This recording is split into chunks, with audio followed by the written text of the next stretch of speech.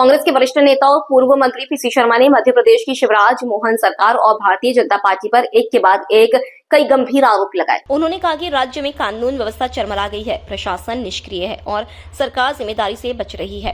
PC Sharma ने सबसे पहले मतदाता सूची के अद्यतन को लेकर चुनाव आयोग पर सवाल उठाए। उन्होंने कहा कि आयोग ने दावा आपत्ति की तारीख बहुत जल्दी खत्म कर दी है, जिससे कई नए मतदाताओं के नाम सूची में नहीं जोड़ पाएंगे। शर्मा ने कहा कि जो 18 वर्ष के हो चुके हैं उनके नाम स्वतः मतदाता सूची में जोड़े जाने चाहिए। उन्होंने आशंका जताई कि बिहार की तरह यहां भी फर्जी तरीके से लाखों नाम काटे जा सकते हैं। कांग्रेस की ओर से पीसीसी में इस विषय पर बड़ी बैठक हुई है, जिसमें तय किया गया कि हर विधानसभा में एक पर्यवेक्षक और हर जिले में एक ऑब्जर्वर मतदाता सूची की गहन जांच करेगा।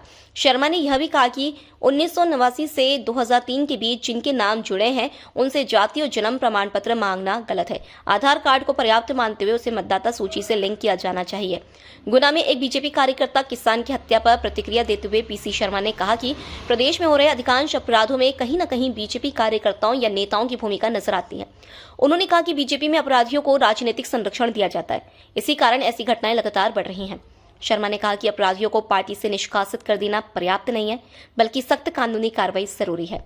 उन्होंने आरोप लगाया कि भाजपा नेताओं के अहंकार और सत्ता के दुरुपयोग के कारण प्रदेश में अपराध बढ़ रहे हैं।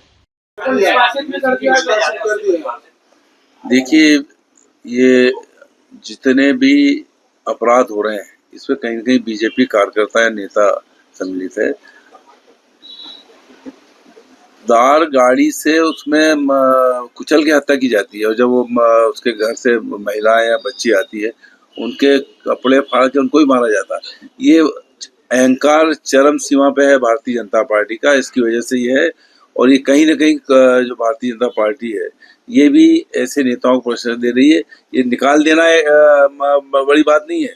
अध्यक्ष जी बीजेपी के बार बार सलाह देते रहते हैं, लोगों को आगाह करते रहते हैं। इन मामलों में क्यों नहीं कर रहे कि ये इस तरह के अपराध नहीं बढ़ना चाहिए।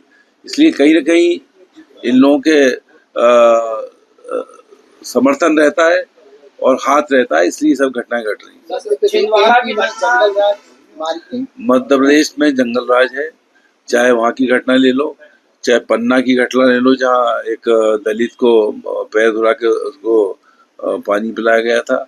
वहाँ की देख लो कि जबलपुर के अंदर भाई अपनी भाई और भाभी को मार देते हैं। वहाँ देख लीजिए सीधी में भी ये आदिवासी के साथ हुआ था। लगातार चाहे छेड़छाड़ का मामला हो ऑस्ट्रेलियन महिला खिलाड़ी के साथ, जंगल राज है।